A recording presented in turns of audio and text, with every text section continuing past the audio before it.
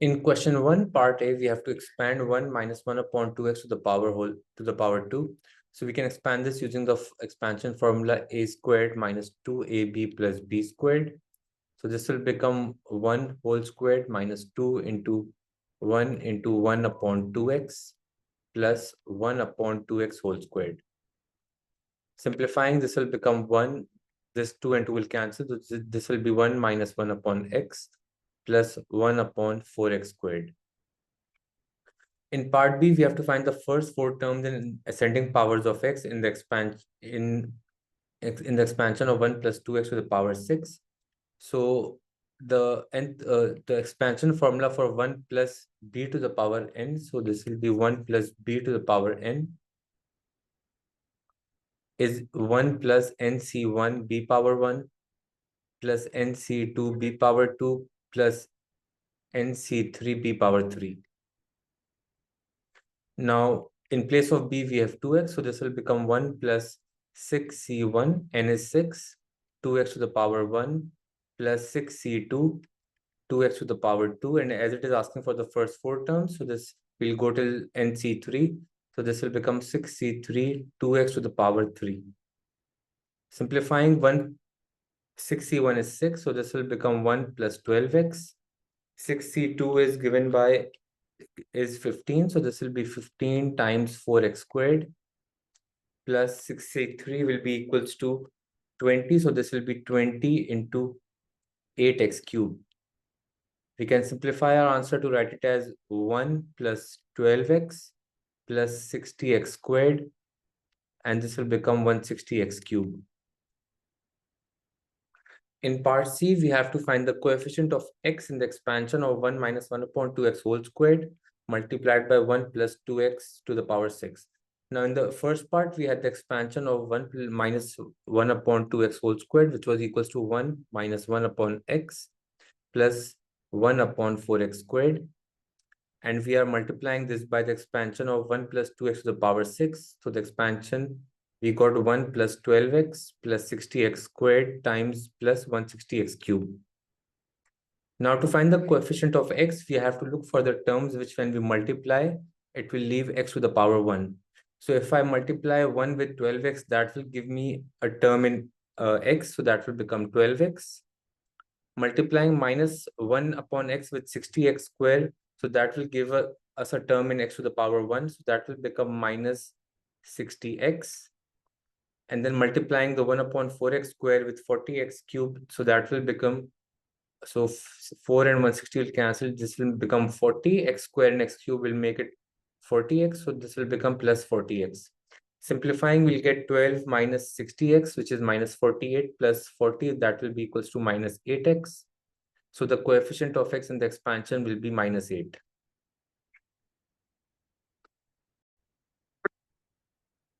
In question 2, a curve has equation y equals to kx squared plus 2x minus k, and a line has equation y equals to kx minus 2.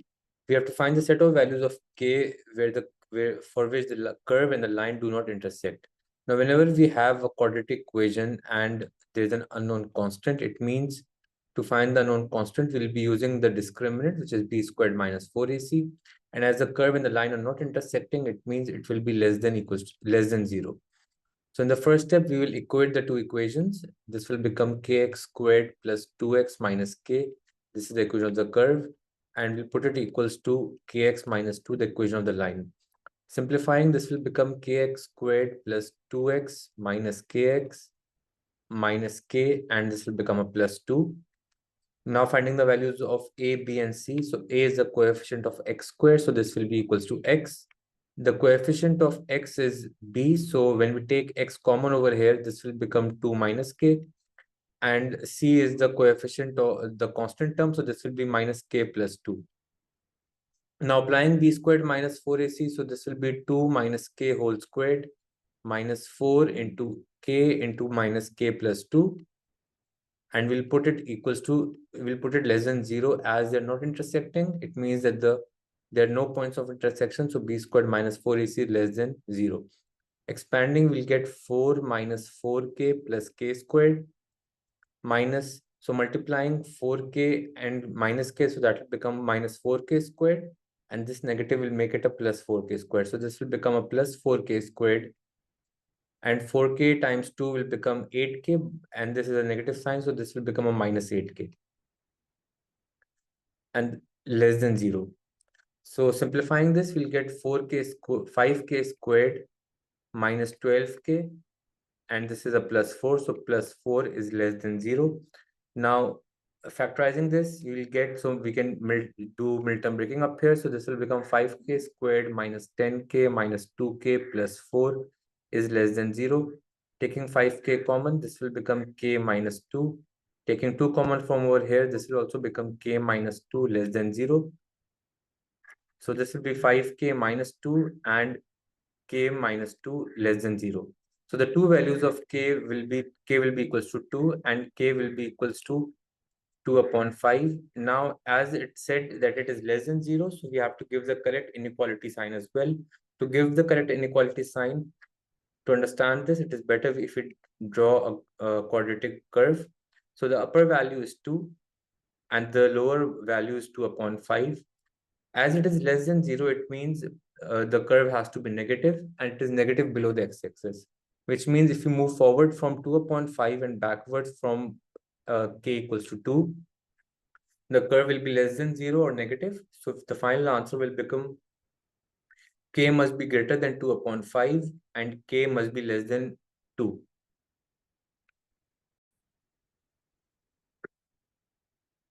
In question 1, part A, we have to expand 1 minus 1 upon 2x to the power 2. So we can expand this using the expansion formula a squared minus 2ab plus b squared. So this will become 1 whole squared minus 2 into 1 upon 2x plus 1 upon 2x whole squared. Simplifying, this will become 1. This 2 and 2 will cancel. So this will be 1 minus 1 upon x plus 1 upon 4x squared. In part B, we have to find the first 4 terms in ascending powers of x in the expansion of 1 plus 2x to the power 6. So the expansion formula for 1 plus b to the power n, so this will be 1 plus b to the power n is 1 plus nc1 b power 1 plus nc2 b power 2 plus nc3 b power 3. Now, in place of b, we have 2x, so this will become 1 plus 6c1, n is 6, 2x to the power 1 plus 6c2, 2x to the power 2, and as it is asking for the first 4 terms, so this will go till nc3, so this will become 6c3, 2x to the power 3. Simplifying, 6c1 is 6, so this will become 1 plus 12x. 6c2 is given by is 15, so this will be 15 times 4x squared plus 6c3 will be equals to 20, so this will be 20 into 8x cubed. We can simplify our answer to write it as 1 plus 12x plus 60x squared, and this will become 160x cubed. In part C, we have to find the coefficient of x in the expansion of 1 minus 1 upon 2x whole squared multiplied by 1 plus 2x to the power 6. Now, in the first part, we had the expansion of 1 minus 1 upon 2x whole squared, which was equals to 1 minus 1 upon x plus 1 upon 4x squared. And we are multiplying this by the expansion of 1 plus 2x to the power 6. So the expansion, we got 1 plus 12x plus 60x squared times plus 160x cubed. Now to find the coefficient of x, we have to look for the terms which when we multiply, it will leave x to the power 1. So if I multiply 1 with 12x, that will give me a term in x, so that will become 12x. Multiplying minus 1 upon x with 60x squared, so that will give us a term in x to the power 1, so that will become minus 60x. And then multiplying the 1 upon 4x squared with 40x cubed, so that will become, so 4 and 160 will cancel, this will become 40, x squared and x cubed will make it 40x, so this will become plus 40x. Simplifying, we'll get 12 minus 60x, which is minus 48 plus 40, that will be equals to minus 8x. So the coefficient of x in the expansion will be minus 8.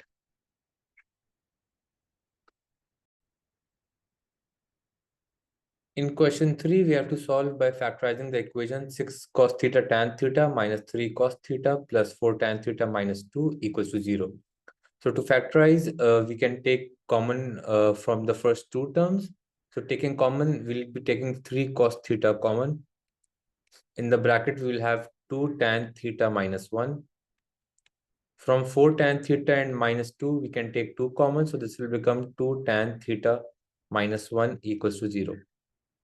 Simplifying, as we have 2 tan theta minus 1 common, this will become 2 tan theta minus 1. And in the bracket, we will have 3 cos theta plus 1 plus 2 equals to 0. So tan theta will be equals to 1 upon 2. And cos theta will be equals to negative 2 upon 3.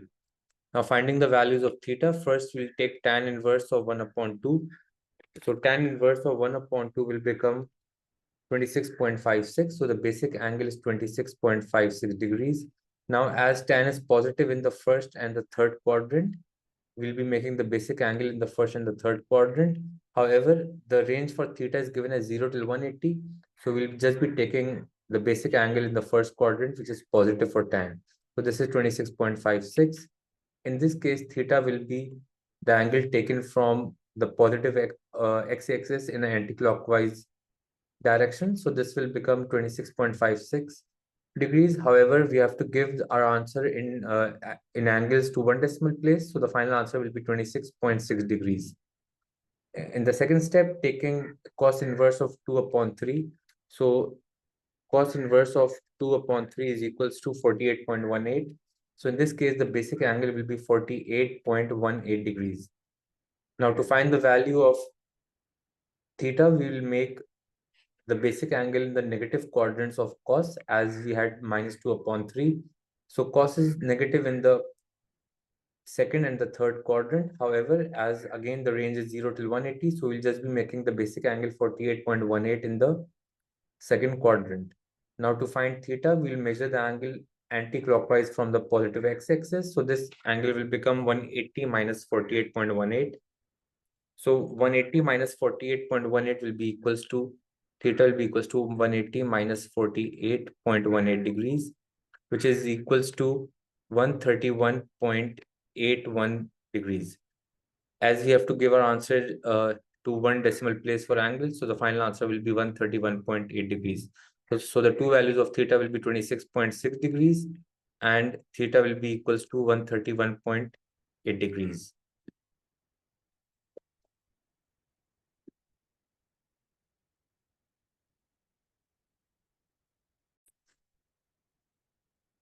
In question 4, the first term of an arithmetic progression is a and the common difference is minus 4.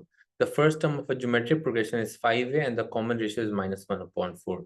The sum to infinity of the geometric progression is equal to the sum of the 8 terms of an arithmetic progression. So we know that the sum to infinity of a geometric progression is given by a upon 1 minus r, and the sum of n terms of a arithmetic progression is given by n upon 2 into 2a plus n minus 1 into d. Now for the geometric progression, we know that the first term is 5a, so we'll write 5a upon 1 minus the common ratio is minus 1 upon 4 equals to the sum of 8 terms of an arithmetic progression. So in this case, n will be equals to 8.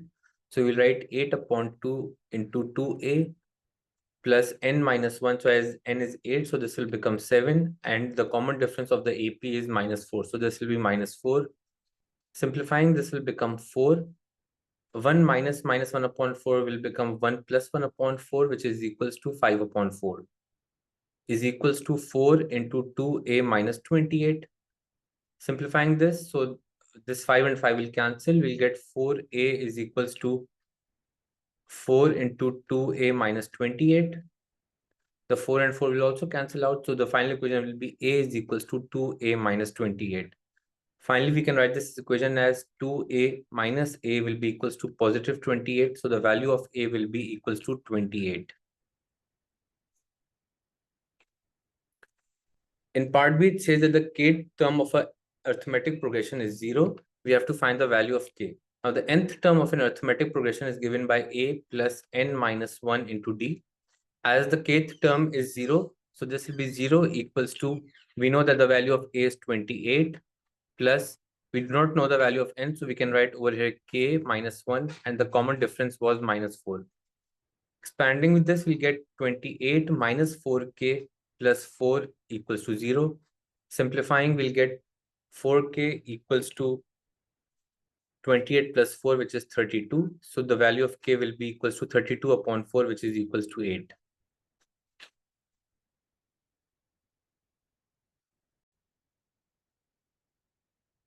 In question 5, the diagram shows part of the graph y equals to a cos bx plus c. In part A, we have to find the values of the positive integers a, b, and c. So starting with the value of b, b represents the number of cycles in 360 degrees or 2 pi. So as it represents the number of cycles in 360 degrees or 2 pi radians, we can see that there are 2 cycles of cos in 2 pi radians, which means that the value of b will be equals to 2. A represents the amplitude of the graph. Now, the amplitude of the graph is basically the height from the center point of the graph to the top, or the distance from the center part to the bottom. Now, the difference between the highest point and the lowest point is 8 and minus 2, which is equals to 10. So if we take 8 plus minus 2 and divide by 2, this will be equals to 6 upon 2, which is 3. So it means that the center line or the center point of this graph will be at 3. So from 3, the height till the top point or the height till the bottom point will be the amplitude or the value of A. We can see that from 3 till 8 or from 3 till minus 2, this will be 5. So the value of A will be equals to 5. C represents the translation of the cos graph. Now we can see that this line has moved 3 units upwards. So the value of C will be equals to 3. So usually if the amplitude was 5, this highest point would have been at 5 up here. But as it has moved 3 units upwards, so the highest point is at y equals to 8. Now in part B, it is saying that for these values of A, B, and C, use the given diagram to determine the number of solutions in the interval 0 to 2 pi for each of the following equations. So this is A cos bx plus c equals to 6x upon pi. Now this represents the equation of a straight line. So a straight line basically with an equation of 6 upon pi, 6x upon pi. Now we have to find the number of solutions, which means we have to find the points of intersection. Now, to find the points of intersection, we'll try and make this graph of 6x upon pi. So to make this graph, we'll start off by taking x equals to 0. So when x is 0, y will also be 0. And let's take the second value of x as pi. So when we take x as pi, pi and pi will cancel up here. So the y value will be 6. So when x is pi, the y value is 6. Joining the points to make a straight line, we'll see that there are 1. So this is the first solution, this is the second solution, and this is the third solution. So in part 1, there will be 3 solutions. In part 2, the equation is 6 minus 6x upon pi. So if the equation for a line is 6 minus 6 upon pi x, to find the value of y, we will again take the value of x is 0. So when x is 0, the value of y will be equals to 6. So this will be 0 and 6 up here. And let's take another value of x as pi. So pi and pi will cancel. This will become 6 minus 6. So that will be 0. So when x is pi, the value of y is 0. Now joining the points to make a straight line, we can see that this will be the first solution and this will be the second solution. So for part 2, there will be 2 solutions for a cos bx plus c equals to 6x upon pi.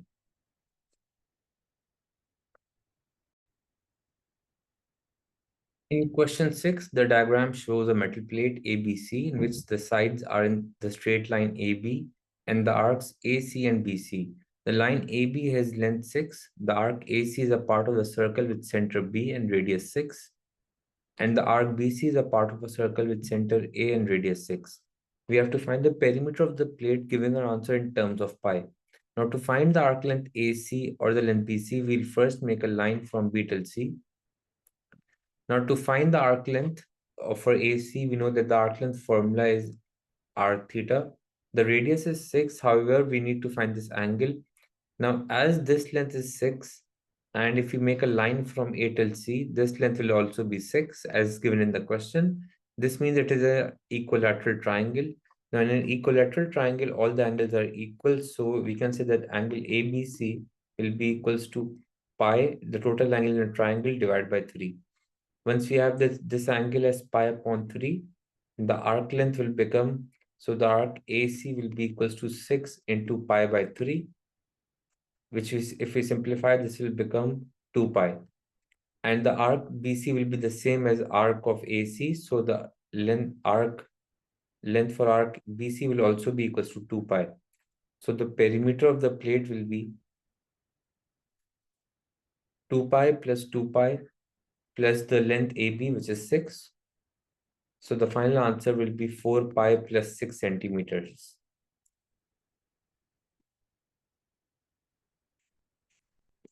In part B, we have to find the area of the plate, giving our answer in terms of pi and root 3.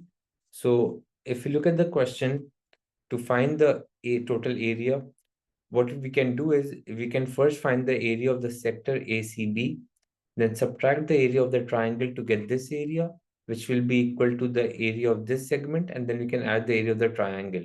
So in the first step, we'll find the area of the sector. We know that the radius is 6 and the angle is pi upon 3. So the area of a sector is given by the formula half r squared theta. R is 36, R is 6, so this will become 6 squared into pi by 3. So 36 upon 2 will become 18, and then 18 divided by 3 will become 6 pi. So this area will be 6 pi. Now finding the area of a triangle, the area of a triangle will be given by half AB sine C. Now as both of the lengths for the triangle are 6, so this will be half into 6 into 6 into sine of the angle, which is pi by 3.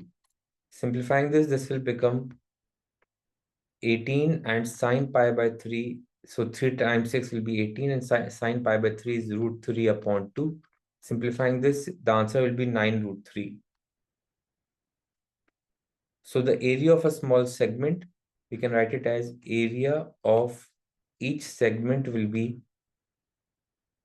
the area of sector, which was 6 pi minus 9 root 3. And then area of two segments basically will be this answer multiplied by 2. So we can write it as 2 times of 6 pi minus 9 root 3. So that now finally writing the total area. So the total area will consist of the triangle. So that will be a triangle plus the two segments. We already have the area of the triangle, which was 9 root 3. So we can write this as 9 root 3 plus the area of the two segments, which will be 2 into 6 pi minus 9 root 3. Simplifying this by opening the bracket, we'll get 9 root 3 plus 12 pi minus 18 root 3. So 9 minus 18 root 3 will become 9 root 3. So the final answer will be 12 pi minus 9 root 3 centimeters squared.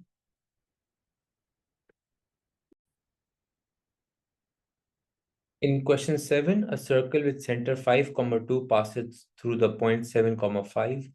In part A, we have to find an equation of the circle.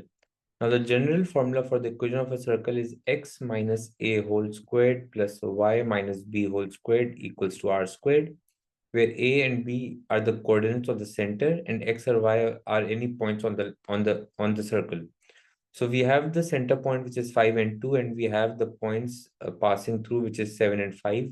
So in place of x, we can write 7, and in place of a, we'll write 5, plus the point on the circle with the y coordinate is 5, and the center coordinate for y is 2. It will be equals to r squared. So this will become 2 squared plus 3 squared equals to r squared. So r squared will be equals to 4 plus 9, which is 13. So we can finally write the equation as x minus 5 whole squared plus y minus 2 whole squared equals to r squared. So the value of r squared is 13. In part B, it says that the line y intersects y equals to 5x minus 10 intersects the circle at A and B. We have to find the exact length of the chord AB. Now, in the first step, we'll have to solve the equation of the circle and the line simultaneously and find the x coordinates or y coordinates of A and B, then find the other coordinate and then apply the distance formula to find the length of AB. Now, we already have the equation of the circle, which is x minus 5 whole squared plus y minus 2 whole squared equals to 13. Substituting the equation of the line, which is y equals to 5x minus 10, this will become x minus 5 whole squared plus, in place of y, we will write 5x minus 10 minus 2 whole squared equals to 13. Simplifying, we will write it as x minus 5 whole squared plus 5x minus 12 whole squared equals to 13. Now expanding the brackets, we will get x squared minus, so applying the expansion formula, this will become 2 times 5 times x. So this will be 10x plus 25. Applying the expansion formula over here, this will become 25x squared. 2 times 5 is 10 and 10 times 12 will be 120. And then 12 squared is 144. And now we can bring the 13 on this side. So this will be equals to 0. 25 plus x squared is 26x squared minus 10x minus 120x will be 130x. 25 plus 144 is 169 minus 13. So that will be a plus 156 equals to 0. Now we have to solve this equation. We can simplify this by dividing the whole equation by 26. So this will become x squared minus 5x plus 6 equals to 0. Factorizing this equation, we will get x minus 3 and x minus 2 equals to 0. So the two values for x will be x equals to 3 and x equals to positive 2. Once we have the values of x, we can substitute this into the original equation for the line or the circle to find the y coordinate. So using the equation of the line, y equals to 5x minus 10. So the y coordinate will be 15 minus 10, which is 5. And substituting x equals to 2 into the same equation. So 10 minus 10 will be 0. So one of the coordinates, we can call it A. A has coordinates 3, 5. And B has coordinates x2 and y0. Now applying the distance formula, which is, so the distance for AB will be x2 minus x1. So x2 minus x1 will become 2 minus 3 whole squared plus 0 minus 5 whole squared. So 2 minus 3 is 1 minus 1 whole squared, which is a plus 1. And minus 5 whole squared will be a plus 25. Simplifying this, the final length for AB, the chord AB will be square root of 26. In question 8, we have to express minus 3x squared plus 12x plus 2 in the form minus 3 into x minus a whole squared plus b. So to convert it into the form, we can use a comparison method. For comparison, we'll first expand the expression. So this will become x squared minus 2ax plus a squared plus b. Multiplying by minus 3, this will become minus 3x squared plus 6ax minus 3a squared plus b, and we are comparing it with the equation minus 3x squared plus 12x plus 2. Now comparing the coefficients of x, on the left hand side it is 12 and on the right hand side it is 6a. So 6a will be equals to 12 and a will be equals to 2. And now comparing the constant, so the constant term on the left hand side is 2 and on the right hand side it is minus 3a squared plus b. So we will equate them. Now substituting a equals to 2, we'll find the value of b. So this will be minus 3 into 4 plus b equals to 12. So b will be equals to 2 plus 12. So that will be equals to 14. So once we have the values of a and b, we can finally write the expression as minus 3 into x minus 2 whole squared plus, so this is 14. So that will be equals to plus 14. In part B, it says that the one-to-one function is defined by f of x. It is minus 3x squared plus 12x plus 2 for x is less than equals to k. So we have to state the largest possible value of the constant k.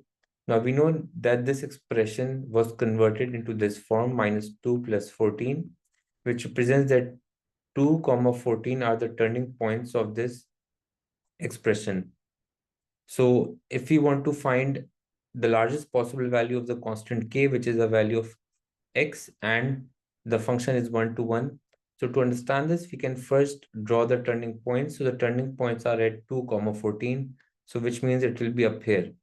Now, as x is less than equals to k, the quadratic curve will be like this. It will be going down. As this is negative, it means it will have a maximum point. So the largest possible value of x or the value of k will be this turning point, which is 2. So the value of k will be equals to 2. As if the curve was in any part of the curve was further than 2, it will not be a one-to-one function, as it will be going down. So this means that the largest possible value for k will be positive 2. In part C, it is saying now that it is now given that k equals to -1. We have to state the range of f. Now for k equals to -1, it means that the value of x is -1. So substituting x equals to -1 into the equation for the function, we'll get f of x will be equals to -3 into -1 whole squared plus 12 into -1 plus 2. So -3 into 1 will become -3, -12 plus 2. Simplifying this, -15 plus 2 will be equals to -13. Now, as the graph is going below this point, so at x equals to -1, this value of the function will be -13. So the range of f of x will be less than or equals to -13.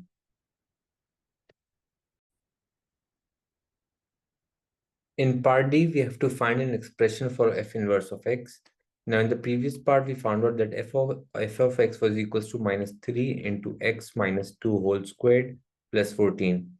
To find f inverse function, we'll first write y equals to -3 into x minus 2 whole squared plus 14. Now, exchanging the values of x and y, this will be x equals to -3 into y minus 2 whole squared plus 14. Making y the subject, so we can take this -3 and y minus 2 whole square on the left hand side, and this will be equals to 14 minus x. So this will become a plus 3 into y minus 2 whole squared. Now dividing the expression 14 minus x by 3, so this will become 14 minus x upon 3. We now will take the square root on both the sides, so this will become y minus 2 is equals to the square root of 14 minus x upon 3. Finally, taking 2 on the right hand side, we get y equals to 2 plus square root of 14 minus x upon 3. As the square root sign has a plus and minus sign, so we'll add y equals to 2 plus minus square root of 14 minus x upon 3. Now, from the previous expression, we know that the value or the domain of x was x is less than or equals to 2, which means that the range for f inverse has to be also less than x less than or equals to 2. Now the expression for f inverse of x is 2 plus minus square root of 14 minus x upon 3. So if we use a positive sign, 2 plus any number will be greater than 2. But as the range of f inverse has to be less than or equals to 2, which means we cannot take the plus sign. So the expression for f inverse of x will be equals to 2 minus square root of 14 minus x upon 3. Again, just for clarity, the domain of f of x will be the range of f inverse of x. From the previous expression, the domain for f of x was x is less than equals to 2, as we found the value of the value of x was equals to 2, which was a turning point. So as this was the domain, the range of f inverse will also be less than or equals to 2. So to keep the value less than equals to 2, we have to add a negative sign up here, as adding a positive sign will make the range go over positive 2. In part E, the result of translating the graph y equals to f of x by -3 and 1 is the graph of y equals to g of x. We have to express g of x in the form px squared plus qx plus r. Now, when we're translating in the x and the y direction, so if we have a function f of x, if we translate in the x direction with a units, the function becomes x minus a. And if it is, so if we are translating it positive a, this will be x minus a. And if we are translating it minus a in the x direction, this will be written as f of x plus a. And if we are translating it in the y direction by a units, so the function f of x will become f of x plus a if we are translating it positive a in the y direction. So if you're translating f of x negative 3 units in the x direction, so the expression for f of x was minus 3 into x minus 2 whole squared plus 14. As it is a negative 3 units in the x direction, so we'll write it as minus 3 into x plus 2. So this will be x plus 3 minus 2 whole squared. So this will become x plus 3, and then the minus 2 will remain as it is, whole squared plus 14. And as we have 1 unit translation in the y direction, so a 1 will be added to the complete function. Now simplifying this to get the expression for g of x, we will get minus 3 into x plus 1 whole squared plus 15. Expanding, we'll get minus 3 into x squared plus 2x plus 1 plus 15. So this will become minus 3x squared minus 6x plus minus 3 plus 15. Simplifying, the final expression for g of x will be equals to minus 3x squared minus 6x plus 12.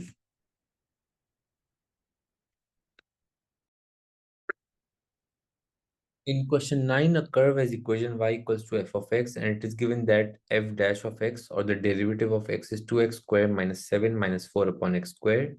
In part A, it's given that f of 1 is equals to minus 1 upon 3. We have to find f of x. Now, this basically means that when we substitute x equals to 1, the value for the function will be equals to minus 1 upon 3. Now, to find the expression for f of x, we'll integrate the expression for f dash of x. So we can first write it as 2x squared minus 7 minus 4x to the power minus 2. Now integrating both the sides, so this will become f of x is equals to, so this will become, increasing the power by 1, this will become 2x cubed upon 3 minus 7x, increasing the power of minus 2 by 1, so that will become a minus 1, and we'll divide this by minus 1. Simplifying this, we'll get 2x cubed upon 3 minus 7x plus 4 upon x, and we'll add a plus c. Now to find the value of c, we will substitute x equals to 1 and f of x equals to minus 1 upon 3. So substituting x equals to 1, this will become 2 into 1 cube upon 3 minus 7 into 1 plus 4 upon 1 plus c. Simplifying this, we'll get minus 1 upon 3 is equals to 2 upon 3 minus 7 plus 4 will become minus 3 plus c.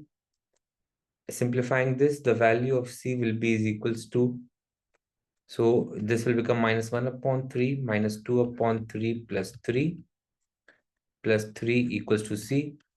So minus 1 minus 2 will be minus 3 upon 3, which is minus 1 plus 3 equals to c, which is equals to positive 2.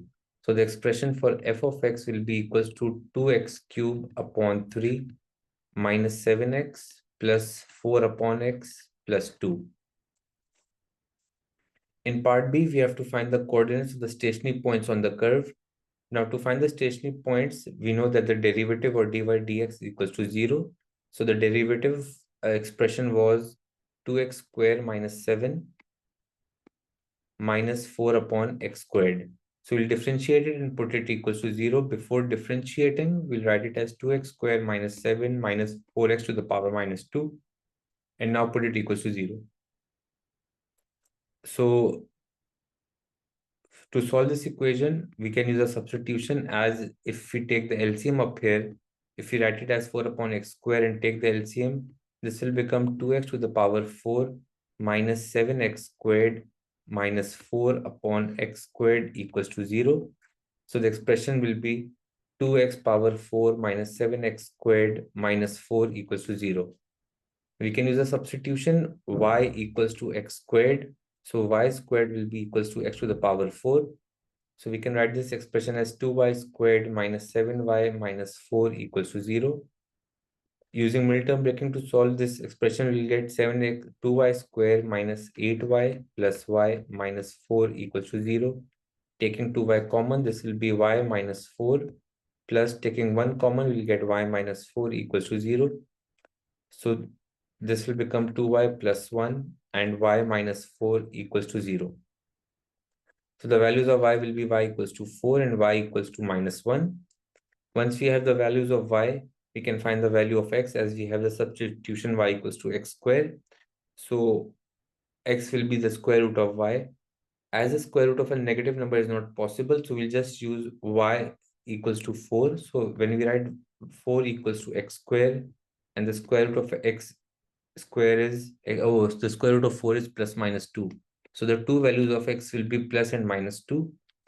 Now to find the y coordinates, as we have to find the coordinates, it means we have to find the x and the y values. We'll substitute x equals to 2 and x equals to minus 2 into the expression. So when we substitute x equals to 2 into the expression, we can substitute this directly into the calculator. The value of y will be, when we substitute 2, this will be minus 14 upon 3. And when we substitute x equals to minus 2 into the expression, the value will be 26 upon 3. So the coordinates will be finally be written as plus 2 comma minus 14 upon 3 and minus 2 comma 26 upon 3.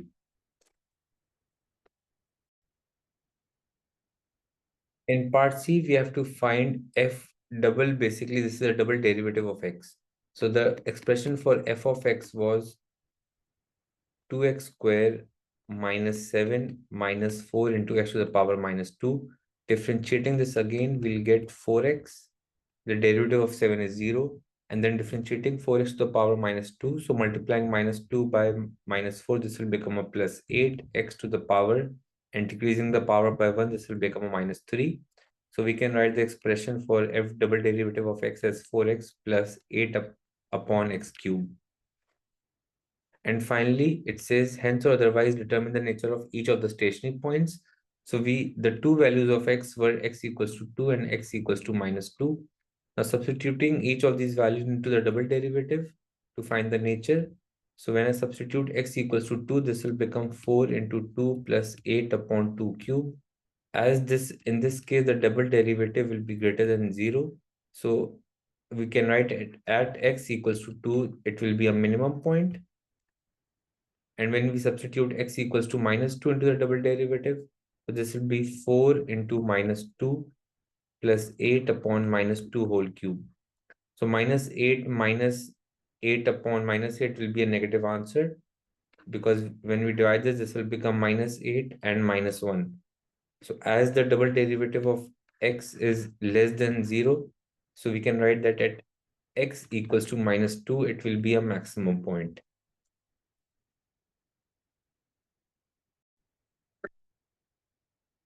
In question 10a, we have to find the integral of 1 upon 3x minus 2 to the power 3 upon 2 with the limits infinity and 1.